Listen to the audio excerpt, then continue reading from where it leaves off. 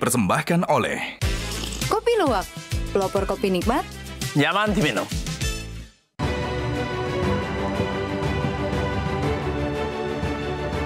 Selamat malam para pemirsa, ketemu lagi di Hot Room dengan saya Hotman Paris. Deddy Mulyadi, Gubernur Jawa Barat yang dijuluki Gubernur Konten, baru-baru ini bikin kehebohan dengan wacana yang intinya, kalau lu mau terima bansos, aku vasektomi kau, aku mandulin dulu kau, nggak tahu diri kau, udah miskin bikin anak melulu. Ya, pertanyaannya, apakah setimpal? Bansos kan hanya sekitar 2 atau 3 juta sebulan. Masa harus dimandulin? Dari segi agama bagaimana? Dari segi kesehatan bagaimana? Bagaimana juga dari segi hak asasi manusia? Apakah itu bukan penghinaan terhadap orang miskin? Inilah Hot Room. Vasektomi, imbalan bansos, solusi atau kontroversi?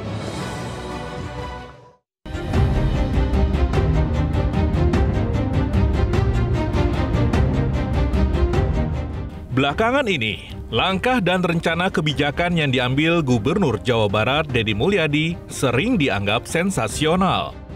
Salah satu yang menjadi sorotan publik adalah soal vasektomi sebagai syarat bantuan sosial atau bansos. Wacana kebijakan tersebut menuai banyak polemik dan penolakan. Menteri Sosial Saifullah Yusuf merespon usulan tersebut harus dikaji lebih jauh, termasuk dari sudut pandang agama, hak asasi manusia, dan hal-hal yang terkait dengan aturan regulasi bansos. Bahkan beberapa pihak menilai bahwa vasektomi sebagai syarat terima bansos berpotensi diskriminatif. Apakah wacana kebijakan ini mampu terrealisasi? Lantas, bagaimana seharusnya negara mengatur kebijakan pengendalian populasi dan kemiskinan tanpa menyalahi hak asasi manusia?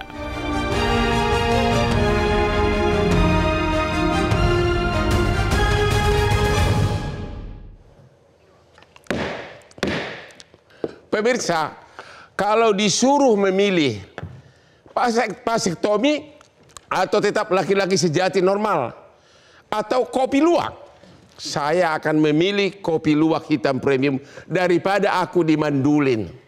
Karena kopi luwak hitam premium ini membuat Hotman perkasa, daya ingatnya tinggi, walaupun sudah umur di KTP sudah kelewatan, tapi daya ingatnya seperti umur 30 berkat kopi luwak hitam premium.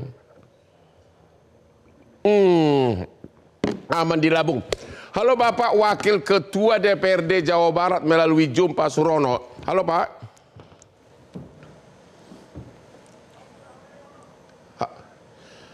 Kedengaran Pak? Ya, kedengaran Bang. Oke. Aman Bang? Bagaimana pandangan Bapak dan sikap dari DPRD atas wacana dari Gubernur Jawa Barat yang mengatakan kalau mau terima bansos, aku mandulin dulu kau. Ya, hai orang miskin, ya, ku vasektomi dulu kau. Gimana Pak? Kok bikin anak melulu udah miskin gitu loh? Apakah setuju DPRD Jawa Barat? Ya, kembali Jawa Barat mengguncang Indonesia, bahkan mengguncang dunia dengan seorang gubernurnya. Dan Bang Hotman, Gubernur Jawa Barat, Gubernur Aing itu adalah gubernur konten ya, sesuai yang disampaikan oleh Gubernur Kalimantan Timur. Nah, sehingga apapun yang menjadi permasalahan itu diawali dengan wacana yang dibangun melalui media sosialnya. Nah, sehingga permasalahan vasektomi sebagai syarat bagi penerima bantuan sosial di Jawa Barat ini belum dibicarakan secara resmi melalui rapat-rapat bersama dengan DPRD. Tapi okelah, kita merespon apa yang diwacanakan di media sosial. Tetapi berdasarkan peraturan perundang-undangan yang berkaitan dengan keluarga berencana ya, di situ kan sangat jelas bahwa pelayanan kontrasepsi secara paksa kepada siapapun dalam bentuk apapun bertentangan dengan hak asasi manusia dan pelakunya akan dikenakan sanksi sesuai dengan ketentuan peraturan perundang-undangan. Oke, itu dari sisi hukumnya. Jadi apabila vasektomi atau KB lah dikaitkan dengan bantuan sosial, maka ini bentuk pemaksaan yang dilarang oleh undang-undang. Nah, yang kedua, mungkin tadi yang disampaikan bahwa ini bertentangan juga dengan agama, khususnya Islam, di mana nanti mungkin dari MUI yang bisa menyampaikan secara jelas, tapi yang saya tahu, sidang sampai keempat, MUI membahas terkait dengan vasektomi, bahwa vasektomi ini masih dikategorikan sebagai alat ataupun upaya pencegahan kehamilan yang diharamkan. Oke, itu dari agama. Nah, yang ketiga terkait dengan yang disampaikan oleh Pak KDM bahwa ini tidak berkaitan dengan bansos yang digulirkan oleh pemerintah pusat, tapi oleh pemerintah Provinsi Jawa Barat. Saya cek, Bang, bantuan sosial di Jawa Barat itu hanya berkaitan dengan bantuan sosial kepada korban bencana. Tidak ada bantuan sosial jenis lainnya. Nah, sehingga kalau hanya kepada korban bencana, alangkah kejamnya negara ini apabila orang yang kena bencana lalu akan diberikan bantuan lalu dipotong dulu itunya. Nah, kejam sekali kan berarti. Nah, sehingga tentunya dari berbagai macam hal yang tadi disampaikan, apabila secara resmi misalnya ya KDM mengajak bicara ya melalui pembahasan di DPRD, saya sendiri dan teman-teman fraksi PD Perjuangan pasti akan menolak terkait dengan rencana kebijakan tersebut. Dan saya yakinkan juga fraksi lain juga pasti juga akan merespon negatif terkait dengan rencana. Jadi menurut Bapak kemungkinan besar DPRD akan menolak wacana dari gubernur konten tersebut. Tapi saya tidak yakin itu akan disampaikan ke DPRD. Saya tidak yakin. Karena apa? Karena seorang kepala daerah yang membuat kebijakan, membuat langkah-langkah yang bertentangan dengan undang-undang, maka sesuai dengan Undang-Undang 23 2014 tentang pemerintahan daerah, di mana ada pasal yang mengatur bahwa kewajiban kepala daerah tidak melanggar peraturan perundang-undangan, dan konsekuensi apabila dilanggar maka dia bisa diberhentikan. Nah, sehingga saya sering katakan bahwa vasektomi ini hanya gimmick-gimmick saja bagi Deddy Mulyadi. Dia tidak akan berani juga akan memutuskan atau merancang sebuah peraturan yang menetapkan vasektomi itu sebagai syarat bagi penerima bantuan sosial. Jadi Bang Hotman, seperti Bang Hotmannya, yang penting viral, Bang. Oke, terima kasih. Yang penting viral. Setiap saat Deddy Mulyadi bikin terus kehebohan. Oke, Pak Asronin Niam, dari segi agama, apakah vasektomi itu dibenarkan nggak? Ya, terima kasih ya. Sebelum menjawab mengenai vasektomi dibenarkan atau tidak, saya kira ini menjadi momentum kita untuk mengarusutamakan komitmen mensejahterakan masyarakat, salah satunya dengan merencanakan kehidupan keluarga secara baik. Ya. Nah, keluarga berencana itu sebagai salah satu mekanisme perencanaan dan itu dibenarkan secara hukum, baik hukum agama maupun hukum positif kita. Ya. Akan tetapi mekanisme yang harus ditempuh di dalam keluarga berencana itu harus tepat, kemudian sesuai dengan ketentuan keagamaan. Vasektomi sebagai salah satu mekanisme di dalam keluarga berencana secara syar'i itu terlarang. Karena apa? Betul. Kenapa? Ini pembicaraannya sudah cukup lama, Bang. Mulai dari 1979. Ya. Kenapa? Ada dua mekanisme di dalam keluarga berencana, di dalam diskursus hukum Islam. Yang pertama ada namanya tangzimun nasli, pengaturan keturunan. Ya. Jadi kalau di zaman Nabi itu ada mekanisme pengaturan keturunan yang menjadi embrio di dalam kajian keluarga berencana. Ya, model koitus, kemudian azl ya di dalam bahasa agama, dan itu diterjemahkan dengan beberapa jenis alat kontrasepsi yang tidak bertentangan dengan prinsip syariah.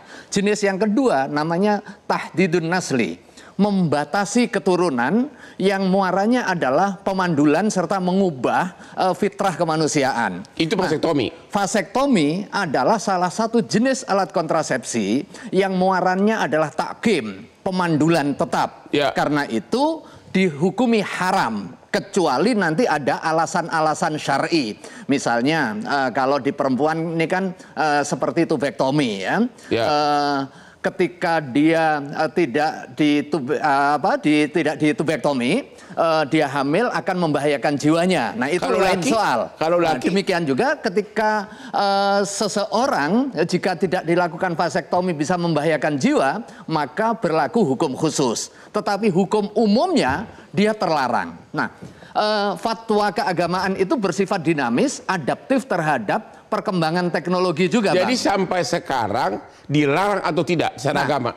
79 dilarang, kemudian ada informasi bahwa ada perubahan mekanisme Ya. dari yang sebelumnya diputus, kemudian diputus dan diikat, Ya. kemudian nanti suatu waktu bisa direkanalisasi. Jadi ada kemungkinan secara agama sah. Akhirnya 2009 kita lakukan telaahan ulang. Ya. Kita panggil ahli, ada ahli urologi, ahli teman-teman di BKKBN. Pada saat diuji, apakah rekanalisasi itu menjamin terjadinya proses reproduksi kembali? Ternyata tidak. Itu 30%. Jadi kesimpulannya apa? Kesimpulannya Yes or no? tetap haram. Tetap haram. Kita istirahat dulu. Kita akan mendengar nanti Bapak Dr. Boyke. Apa sih vasektomi itu? Diapain sih laki-laki? Temu lagi di Hot Room.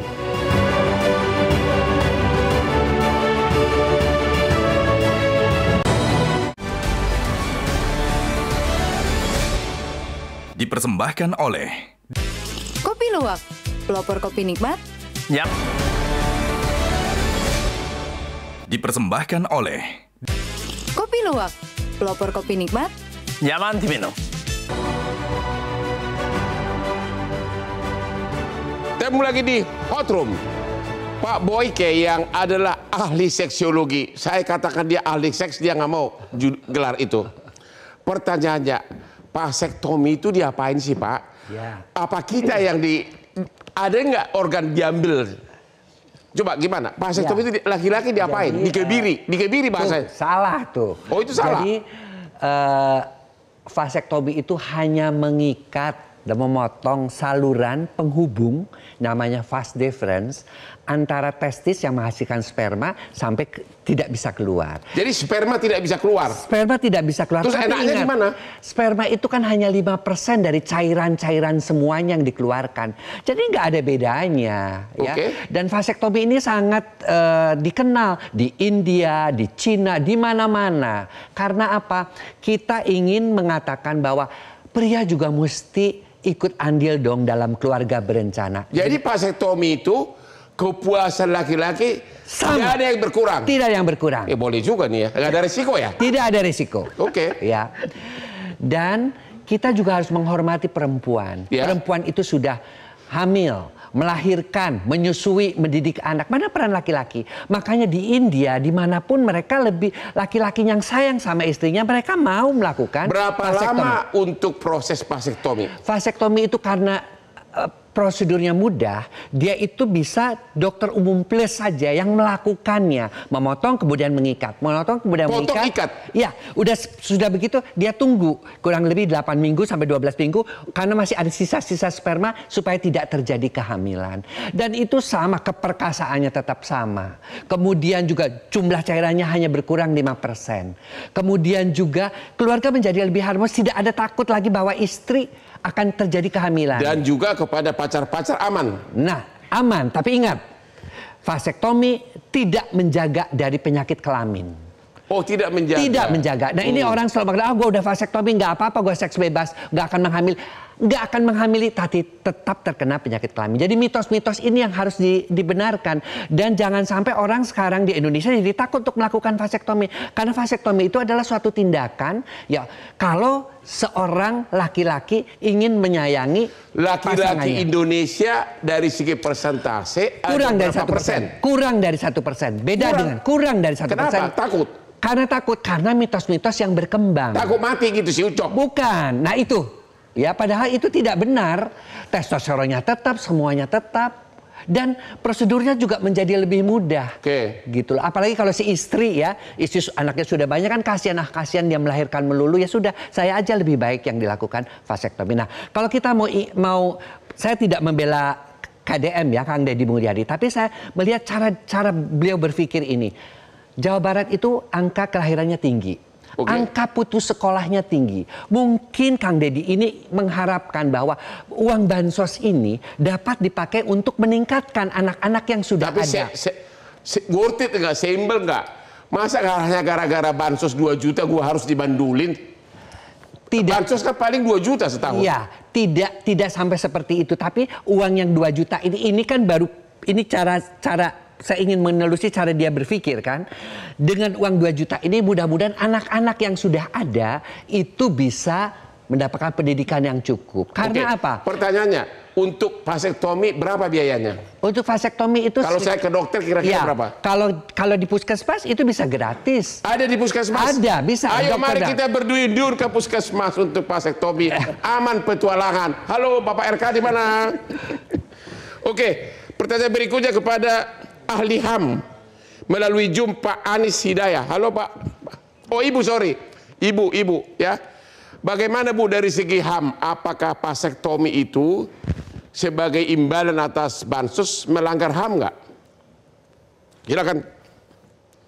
Ya, terima kasih Bang Hotman. Jadi kalau dari perspektif HAM, vasektomi itu mesti memperhatikan prinsip-prinsip HAM ya. Artinya pertama memang karena ini merupakan bagian dari individual rights gitu ya, hak atas otonomi tubuh, maka penting untuk memperhatikan pertama tidak boleh dilakukan pemaksaan, bahwa itu merupakan kesukarelaan gitu ya, karena itu keputusan atas tubuh setiap orang gitu. Jadi kalau itu pemaksaan maka dikhawatirkan itu akan berpotensi melahirkan pelanggaran HAM, terutama adalah hak atas untuk tidak didiskriminasi, karena yang diwacanakan di Jawa Barat itu kan pemaksaan sebagai satu prasyarat untuk kemudian mendapatkan bansos gitu ya. Padahal ini kan dua hal yang berbeda, karena bansos itu kan bagian dari hak yang diterima oleh warga negara karena kondisi ekonomi di mana negara menyediakan gitu, dan sudah ada prasyaratnya gitu. Jadi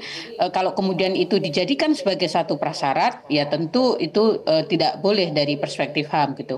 Kemudian hal lain juga hak atas informasi yang memadai ya. Tadi kalau dari sisi vasektominya tentu banyak tinjauan ya, dari sisi kedokteran tadi Dr. Boyke juga sudah menjelaskan gitu, dan dari sisi positif misalnya soal keadilan gender tadi juga sudah disinggung bahwa sebenarnya kontrasepsi ini mengurangi beban perempuan gitu ya, karena selama ini kontrasepsi selalu dibebankan kepada perempuan gitu. Tetapi sekali lagi yang menjadi sorotan kami adalah pemaksaannya gitu, harusnya dilakukan secara sukarela karena ini menyangkut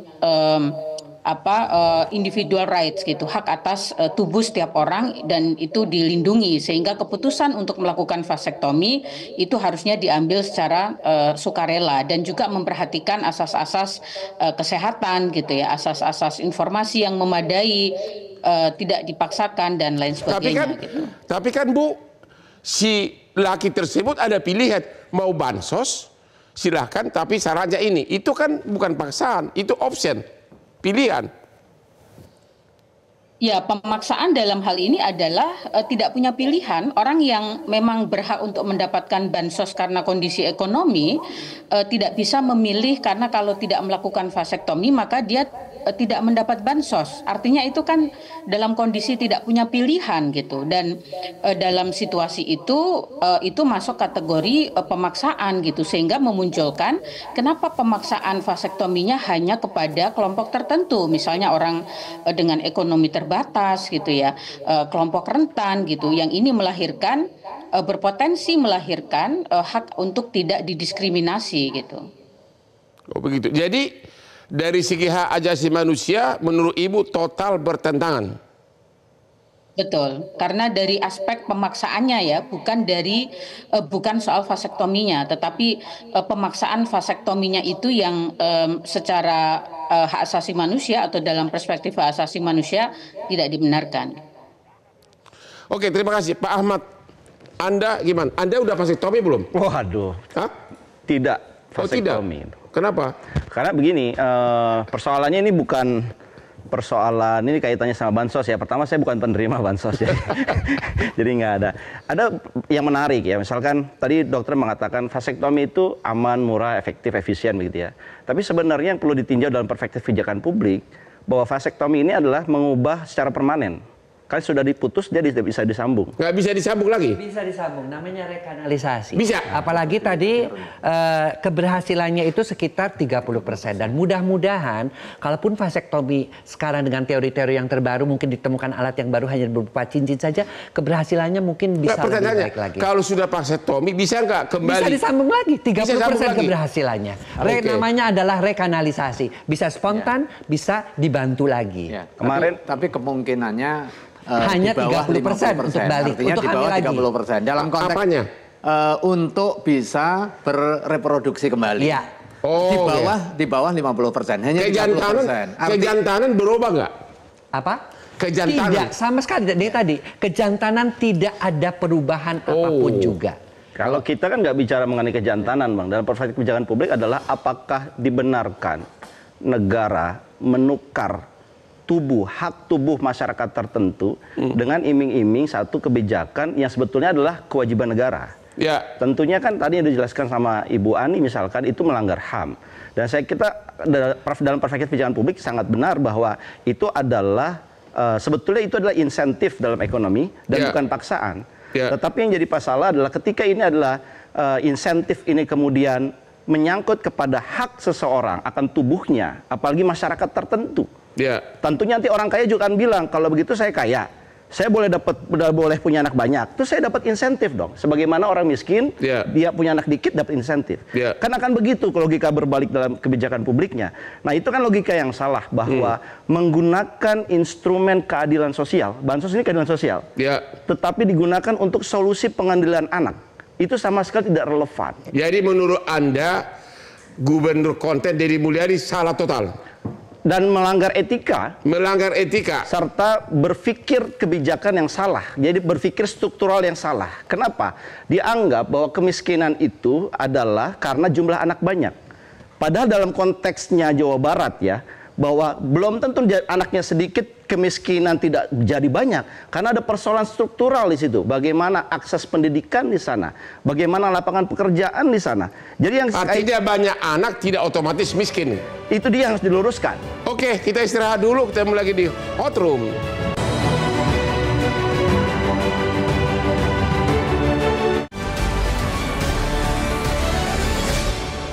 Dipersembahkan oleh Kopi Luwak, pelopor kopi nikmat, nyaman diminum. Dipersembahkan oleh Kopi Luwak, pelopor kopi nikmat, nyaman diminum.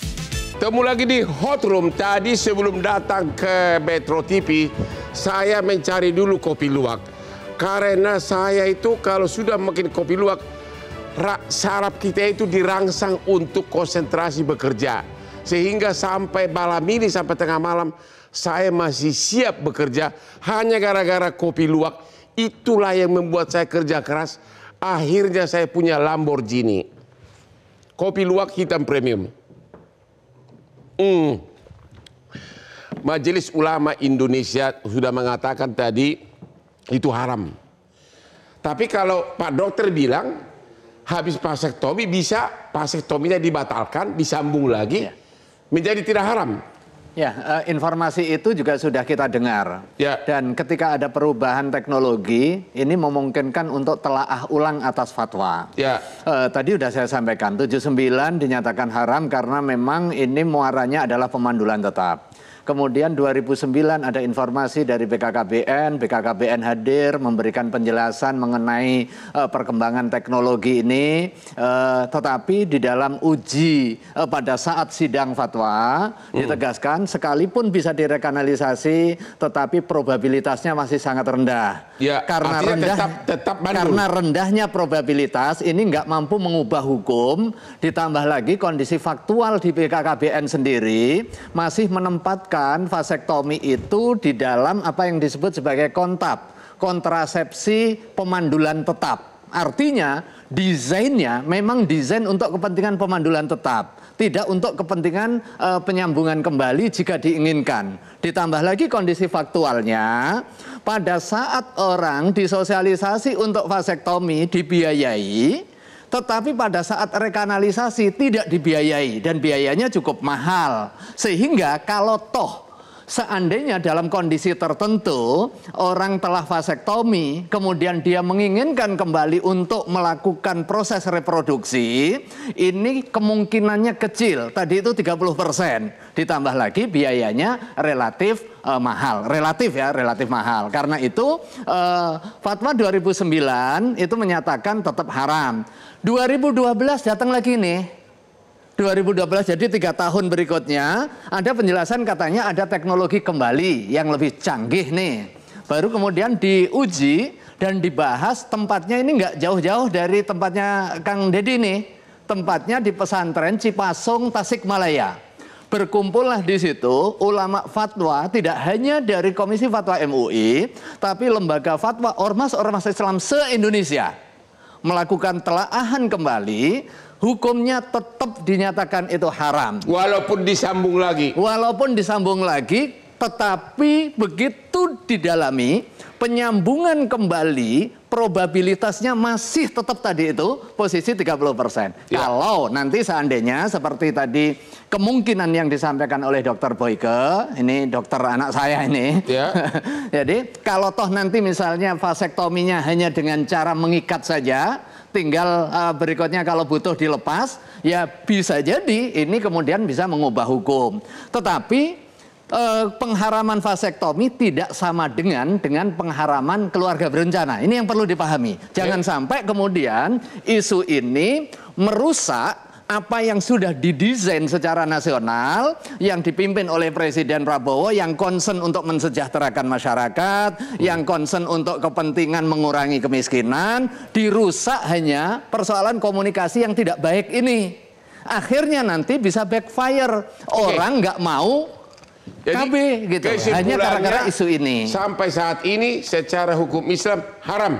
Untuk vasektomi iya, tetapi untuk keluarga berencana dengan jenis-jenis tertentu itu bagian dari perencanaan di dalam konteks membangun keluarga dan itu dibenarkan secara syar'i. Terima kasih Pak Surono, Wakil Ketua DPRD Jawa Barat. Halo Pak. Halo Pak Jum. Ya, halo. Apakah memang kalau bajak anak itu bikin miskin? Kan tujuannya Pak Deddy jadi kan katanya kalau banyak anak miskin. Gimana Pak? Ya, Pak Hotman gini. BPS merilis ya, data penduduk miskin di Jawa Barat itu 3,6 juta. Dan kalau kita klasifikasikan banyak. Tadi disampaikan misalnya kemiskinan struktural ya. Akses pendidikan, akses kesehatan dan lain sebagainya ya, itu juga menjadi problem besar di Jawa Barat. Angka pengangguran yang hampir 2 juta, ya angka putus sekolah tadi juga sempat disampaikan tuh, yang hanya kelas 2, rata-ratanya kelas 2 SMP. Jadi banyak problem. Dan ini sama sekali menurut saya tidak berhubungan sama sekali dengan kebijakan yang diusulkan oleh KDM. Simpel saya ginilah, ya, pada saat bicara terkait dengan vasektomi, Menteri Sosial kan sudah menyampaikan bahwa vasektomi haram dan tidak mungkin akan merubah undang-undang terkait dengan penyaluran bansos. Nggak mungkin nih. Nah, terus KDM bicara bahwa ini terkait dengan bansos provinsi. Tadi di awal sudah saya sampaikan, bansos provinsi itu yang terkait dengan bencana, Pak. Kalau terkait dengan bencana hanya dapat sembako, sembakonya nilainya cuma 100.000 misalnya. Apakah adil bagi masyarakat hanya untuk mendapatkan sembako dengan nilai 100.000 terus harus dipaksa untuk melakukan vasektomi? Kan tidak adil. Nah, kalau ingin mengurangi angka kemiskinan, saya sih usulkan gini, 3,6 juta, kasih saja tuh dari APBD, satu orang 2 juta. Itu cukup 7,4 triliun tuh. APBD Jawa Barat mungkin cukup tuh. Sama seperti yang disampaikan KDM di DKI. Kalau DKI ingin rakyatnya selalu sejahtera, katanya satu keluarga dikasih 10 juta. Nah, kita tidak perlu 10 juta. KDM kasih saja 3,6 juta rakyat itu masing-masing 2 juta. Itu sudah menghilangkan angka kemiskinan di Jawa Barat, Pak. Jadi, Bapak mengatakan wacana dari Pak Kang Deddy Mulyadi itu benar-benar tanpa logika rasio apapun. Iya, dan tujuannya hanya viralitas saja di media sosial. Oh, jadi hanya pengen viral aja gitu? Betul, sama seperti pembongkaran bangunan di Puncak, ya kan? Itu kan hanya satu bangunan saja, itu pun milik BUMD. 11 bangunan lainnya cuma disegel, tidak dibongkar. Tapi tidak dilakukan hal yang sama, misalnya di Kabupaten Bandung, di Bandung Barat, di Subang, di Sumedang, di Kuningan. Kan hanya itu. Terus masalah lainnya misalnya barak militer, ya, masuk barak militer. Ditentang habis-habisan oleh Bu Anies, oleh saya, oleh siapapun lah terkait dengan ahli pendidikan yang terkait dengan ahli pengasuhan anak misalnya. Dari 6 bulan sampai 1 tahun yang direncanakan, terakhir dirilis hanya 2 minggu saja masuk barak militernya. Dan itu pun pendidikan karakter, bukan pendidikan militer atau militer. Nah, sehingga menurut saya, sekali lagi, dari awal saya sampaikan, ini hanya gimmick-gimmick saja, supaya Deddy Mulyadi, KDM ini viral, dikenal oleh rakyat di Indonesia. Hanya itu. Jadi hanya Pak Kang Deddy Mulyadi memang doyan viral. Gimana nih Pak Ahmad Nur? Deddy Mulyadi katanya doyan viral, gubernur konten. Saya kira kita beruntung juga ya punya diskursus seperti ini ya. Artinya kita bisa mengetahui kan ada satu kondisi di mana kita punya problem terkait mengenai jumlah penduduk, orang miskin, kemudian bansos. Saya kira ini satu hal yang positif ya melihatnya. Saya melihat sisi positifnya aja. Dan saya kira gini, saya ingin menambahkan ya bahwa kalau kita bicara mengenai kebijakan publik, harusnya negara tidak boleh memberikan satu insentif dengan cara menyerahkan hak tubuh manusianya. Apalagi yang diserahkan ini kan orang-orang miskin. Ini kan orang-orang yang termarginal. Kalau seandainya kita mau ingin menerapkan mengendalikan angka kelahiran, kan harusnya untuk semua orang. Saya kira KB itu kan untuk semua orang. Dan yang kedua adalah sifatnya bukan paksaan, tetapi dibangun atas dasar sukarela. Yang dipaksa ini kesannya kan, Anda udah vasektomi belum? Belum, nggak bisa bansos. Nah itu kan satu hal pemaksaan. Anda bayangkan Bang Hotman, seorang buruh lepas, dia pulang nggak bawa makanan. Kemudian dia dihadapkan bantuan Bapak ambil bansos aja, tapi Bapak harus vasektomi. Itu kan namanya pemaksaan dalam kebijakan publik, dan itu tidak baik. Yang kedua, kalau seandainya nanti dia menyesal, karena dia di bawah tekanan, dia menyesal kemudian saya harus punya anak, karena mungkin istrinya bercerai, atau mungkin anaknya meninggal, anak-anak yang adanya. Kemudian dia ingin balik lagi, kan kemudian jadi persoalan buat negara. Mereka merasa, wah ini gimana? Mereka ingin balik lagi tapi nggak bisa. Dan saya kira banyak sekali lebih banyak mudaratnya dibandingkan manfaatnya. Terima kasih.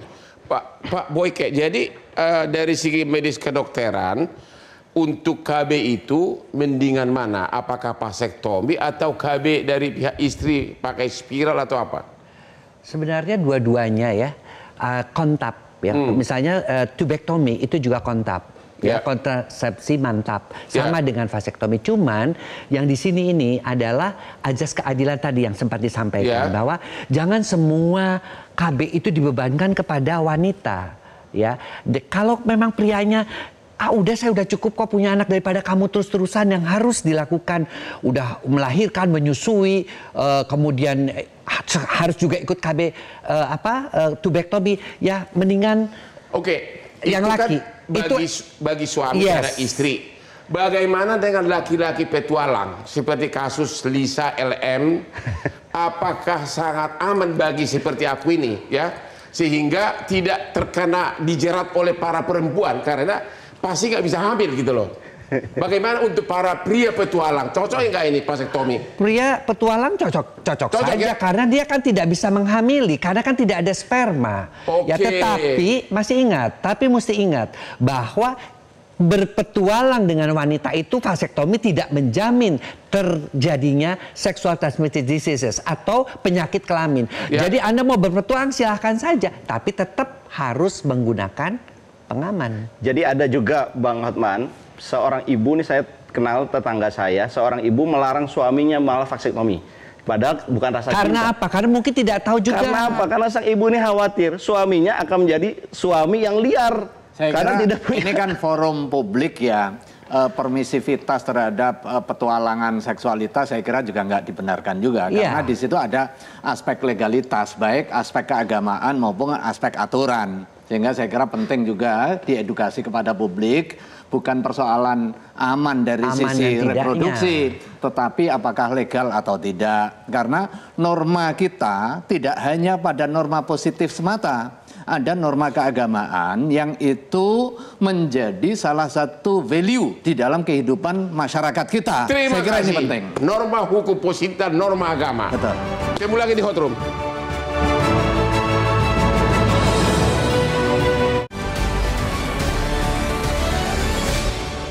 Dipersembahkan oleh Kopi Luwak, pelopor kopi nikmat. nyaman diminum. Dipersembahkan oleh Kopi Luwak, pelopor kopi nikmat. nyaman diminum. Di segmen terakhir ini tiap narsum ada waktu 1 menit membuat kesimpulan. Bapak Ono, Wakil Ketua DPRD Jawa Barat, apa kesimpulan Anda tentang bansos dan vasektomi ini? Silakan, 1 menit. Ya, yang pertama tentunya kita harus menghormati betul bahwa hukum positif itu ya terkait dengan masalah KB itu harus disesuaikan dengan agama. Nah, sehingga kita harus menghormati fatwa ulama. Yang kedua, kita juga punya hukum positif terkait dengan hak asasi manusia. Itu juga harus kita hormati betul. Nah, yang ketiga, bicara kemiskinan, banyak cara lain ya bagaimana mengentaskan kemiskinan melalui program-program dari Gubernur Jawa Barat. Dan yang terakhir, tetap saya tidak yakin KDM akan berani menjalankan kebijakan ini karena dia akan melawan undang-undang, melawan aktivis hak asasi manusia, melawan juga ulama. Jadi saya yakin KDM hanya gimmick saja menyampaikan terkait dengan fase hanya gimmick saja, impossible. Ibu Anies gimana kesimpulannya?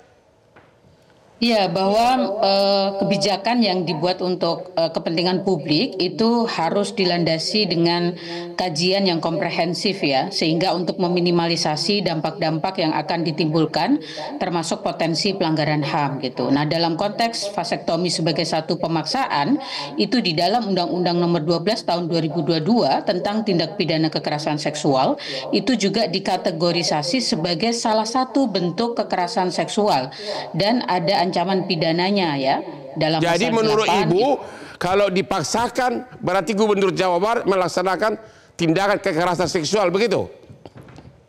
Ya, itu masuk kategori tindak pidana kekerasan seksual, diancam penjara 5 tahun dan denda 50 juta. Itu Undang-Undang TPKS sudah mengatur seperti itu, dan itu TPKS itu juga merupakan bagian dari pelanggaran hak asasi manusia gitu. Jadi kami mengedepankan terima kasih Bu Anies. Jadi tetap melanggar hukum ya, melanggar HAM ya. Terima kasih Pak Boyke.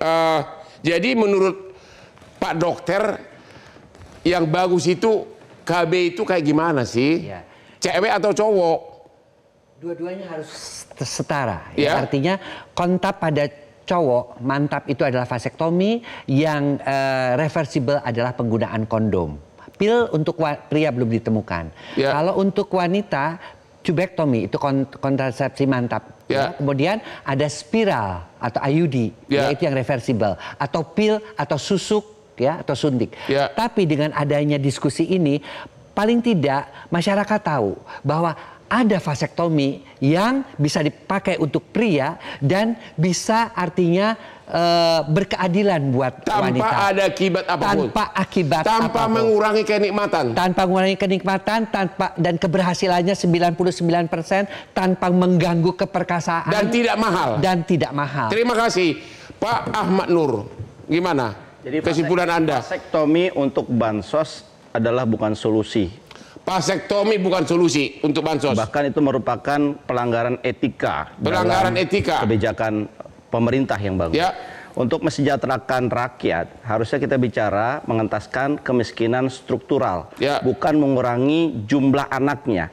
Bukankah Ya. kita ingat bahwa tidak ada bangsa yang besar dengan anak yang sedikit? Bangsa besar itu, bangsa hebat itu yang melakukan golden age. Artinya anak banyak bukan berarti akan membuat kemiskinan, gitu. Dan anak banyak itu sebetulnya baik buat ekonomi karena akan spending dalam terminologi selama dia sejahtera. Oke. Persoalannya kan kita tidak sejahtera, tetapi kita tidak boleh memaksa. Apa yang jadi vasektomi menjadi bansos itu adalah paksaan yang tidak. Terima kasih. Pak Niam dari segi agama. Terima kasih. Tolong jelas-jelas hitam putih. Tidak boleh, haram. Kita harus gimana? Menjadikan vasektomi sebagai syarat penerimaan bansos itu tidak sesuai syariah. Tidak sesuai sampai hari ini. Karena itu mengkaitkan bantuan sosial dengan syarat vasektomi, padahal itu terlarang, maka kebijakan itu harus dikoreksi. Ya. Dikoreksi untuk kepentingan yang lebih bagus. Tetapi kalau itu tetap dipaksakan, tidak boleh ditaati. Saya kira ini hal yang penting. Ya. Nah, pelajaran berikutnya, kebijakan publik itu harus didasarkan kepada kajian mendalam, kemudian pandangan stakeholders terkait, termasuk juga pandangan keagamaan. Karena itu Jadi apakah MUI siap untuk memberikan masukan-masukan agar keinginan kita untuk mensejahterakan masyarakat itu dapat tercapai tanpa hiruk pikuk yang kemudian bisa Apakah Bapak kontraproduktif. kasih saran kepada Pak Deddy Mulyadi jangan terlalu doyan bikin konten, bagaimana? Beliau itu kan sebagai ulil amri, Ya. punya pemegang kekuasaan, tetapi bukan raja yang bisa melakukan apa saja yang dikehendaki. Ada aturan-aturan, Jadi ada Pak Deddy norma-norma. Mulyadi, Anda bukan raja yang bisa melakukan sesuka hati, karena vasektomi dengan bansos bertentangan dengan HAM, dengan agama, dengan hukum. Demikianlah akhir dari diskusi kita malam ini. Jangan lupa menonton Hot Room setiap hari Rabu jam 9 malam di Metro TV. Silakan Pak ke sini Pak. Kita mau berlomba cincin Pak.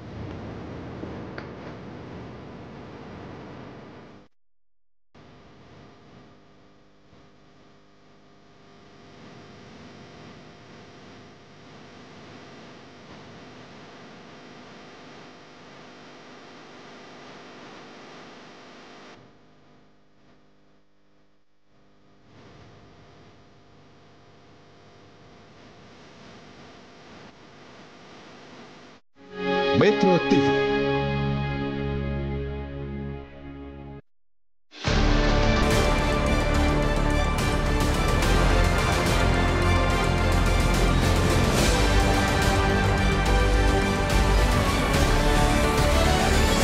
Jelajahi cara baru mendapatkan informasi. Download Metro TV Extend sekarang.